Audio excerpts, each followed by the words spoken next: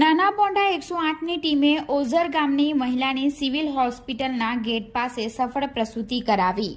તારીખ 11 એપ્રિલ ગુરુવારના રોજ સવારે 8:34 કલાકેની મળતી માહિતી મુજબ નાના પોંઢા 108ની ટીમને મળેલા કોલ મુજબ નાના પોંઢા સરકારી હોસ્પિટલમાં મહિલા દર્દી દાખલ હતી, જેને પ્રેગ્નન્સીનો દુખાવો ઉપડ્યો હતો અને મહિલાને 5મી વાર પ્રેગ્નન્સી હતી અને આગળ મહિલાને 2 વખત ગર્ભપાત થયેલ હોય, જેથી આ પ્રેગ્નન્સી જોખમી હતી અને બાળકે માતાના પેટમાં ઝાડા કરી દીધેલા હોય, જેથી નાના પોંઢા સરકારી હોસ્પિટલના ડોક્ટરોએ 108ને કોલ કર્યો હતો।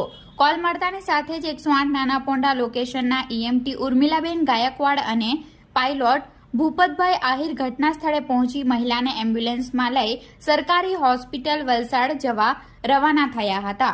34 કિલોમીટર અંતર કાપ્યા પછી તરત જ દર્દીને અસહ્ય દુખાવો ઉપડ્યો હતો। પાયલોટ ભૂપતભાઈએ EMT ઉર્મિલાબેનની સૂચના મુજબ એમ્બ્યુલન્સ રોડની સાઈડમાં ઊભી રાખી અને 108ની ટીમ દ્વારા એમ્બ્યુલન્સમાં જ ડિલિવરી કરાવવાની ફરજ પડી હતી। સવારે 9:35 બાળકની ડિલિવરી કરવાની ફરજ પડી હતી। બાળકનું વજન 2 કિલો 600 ગ્રામ હતું। ડિલિવરી થયા પછી EMT ઉર્મિલાબેને 108ની હેડ ઓફિસમાં કોલ કરી ERCP ડોક્ટર JD પટેલ અને ડોક્ટર પરમાર સરના માર્ગદર્શન હેઠળ જરૂરી ઇન્જેક્શન, ઓક્સિટોસિન અને ઓક્સિજન સપોર્ટ અને બાળકને કાંગારૂ મધર કેર આપી દર્દી અને નવજાત બાળકને સહી સલામત સરકારી હોસ્પિટલ વલસાડ ખાતે ખસેડ્યા હતા। આમ ઓઝર ગામની મહિલા માટે 108 જીવન સંજીવની બની હતી। મહિલાના પરિવાર દ્વારા 108 નાના પોંઢા ટીમનો આભાર વ્યક્ત કરવામાં આવ્યો હતો।